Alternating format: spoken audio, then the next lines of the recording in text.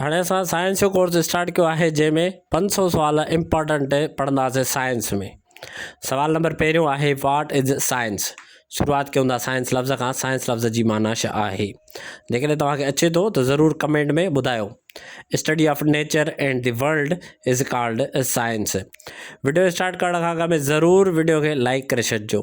Total 500 सुवाल हूंदा हर वीडियो लेक्चर में। 25 सुवाल हूंदा टोटल, तव्हांजा 20 वीडियोज़ हूंदा साइंस जा। What is chemistry? Chemistry subject आहे उनजी definition, study of composition, structure and properties of matter. ही शॉर्ट कोर्स आहे साइंस लाइ। जेके इम्पॉर्टेंट क्वेश्चन तव्हांजे पास पेपरनि में अची विया आहिनि उहे ई त असां सुवाल खया आहिनि। What is biology. बायोलॉजी जेको सब्जेक्ट आहे उनजी डेफिनेशन, जेकॾहिं तव्हांखे अचे थो त कमेंट में ॿुधायो। Study of living organisms is called biology. हिन वीडियो लेक्चर में असां उहे डेफिनेशन्स खयूं आहिनि जेके तव्हांखे पढ़ण में सवलो लॻनि। What is velocity. Velocity definition. अच्छा, वेलोसिटी इज़ अ स्केलर और वेक्टर। कमेंट में ॿुधाइजो। The rate of change of displacement is called velocity. Velocity scalar आहे या वेक्टर आहे? कमेंट में ज़रूरु ॿुधाइजो। What is acceleration. एसिलरेशन छा खे चइबो आहे? अच्छा, कमेंट में ॿुधाइजो एसिलरेशन स्केलर आहे या वेक्टर आहे। Rate of change of velocity is called acceleration. Velocity छा हुई? वेलोसिटी जी डेफिनेशन कमेंट में ॿुधायो। What is inertia. Inertia word जी डेफिनेशन छा आहे? What is inertia. Resistance to change in motion. अच्छा, इनर्शिया खे कहिड़ो लॉ ऑफ मोशन चयो वेंदो आहे? फर्स्ट, सेकंड या थर्ड? कमेंट में ज़रूरु ॿुधाइजो। What is radiation. Radiation word जी डेफिनेशन ॿुधायो। What is radiation. Heat transfer without medium. Without medium heat transfer is called radiation.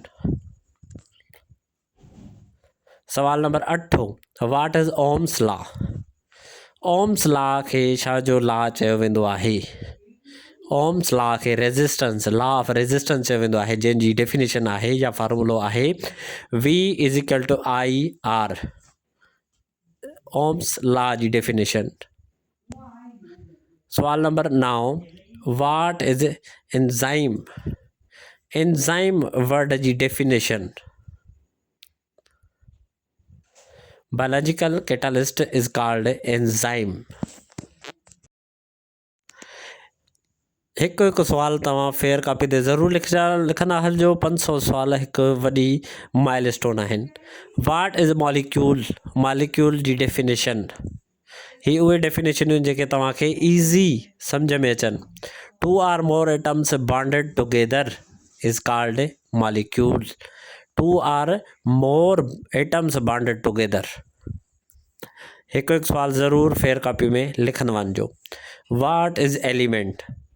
Element word जी डेफिनेशन छा आहे? What is the definition of element? Pure substance of one type of atom. Pure substance of one type of atom is called element.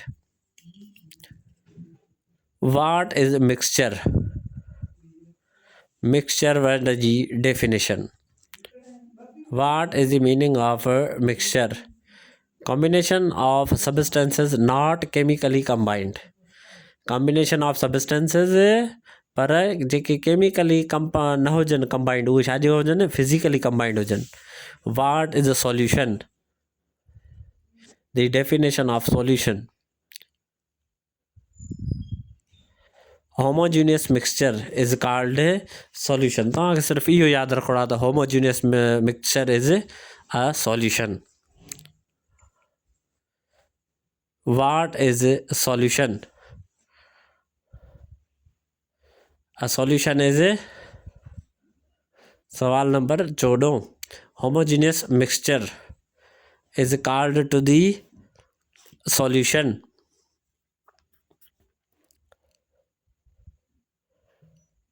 What is a solvent?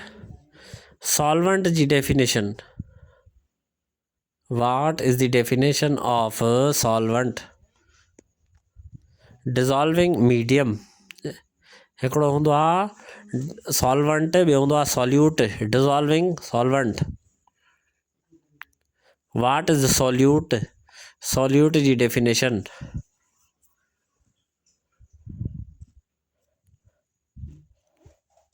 Substance डिज़ॉल्वड।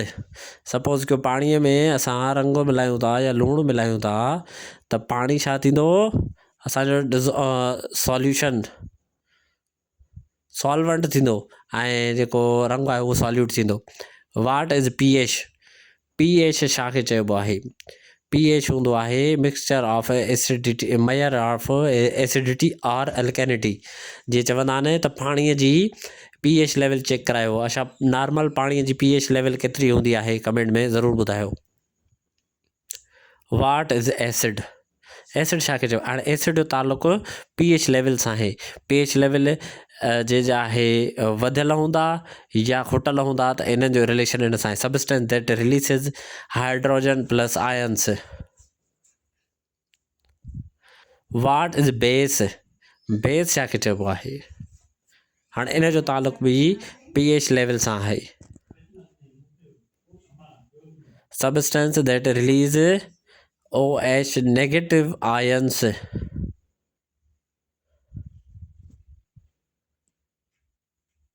Question number 20, what is salt? लूणु छा आहे? Acid आहे या base आहे? Product of acid base reaction. Salt is a product of acid base reaction. What is oxidation? ही उहे सवाल आहिनि इम्पॉर्टेंट क्वेश्चन्स आहिनि जेके तव्हांजी जॉब प्रिपरेशन में ज़रूरु ईंदा। What is oxidation? Loss of electrons. यादि रखिजो, oxidation is loss of electrons. What is reduction? Oxidation ऐं रिडक्शन ज़रूरु यादि रखिजो।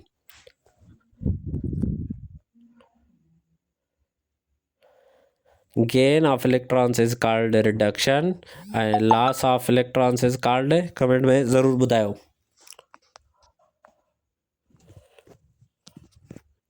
वाट इज़ कैटलिस्ट? कैटलिस्ट डेफिनेशन, ही कंप्लीट कोर्स 500 सुवालनि जो आहे जेको तव्हांखे कंप्लीट करिणो आहे। तव्हांखे ॿीहर कॾहिं बि ज़िंदगी में साइंस पढ़ण जी ज़रूरत न पवंदी जॉब प्रिपरेशन लाइ। Substance that spreads. What is atom? हिन में साइंस में फिज़िक्स, मैथ, केमिस्ट्री ये सॼी मिक्स आहे। What is atom? एटम जी definition, smallest unit of matter is called atom.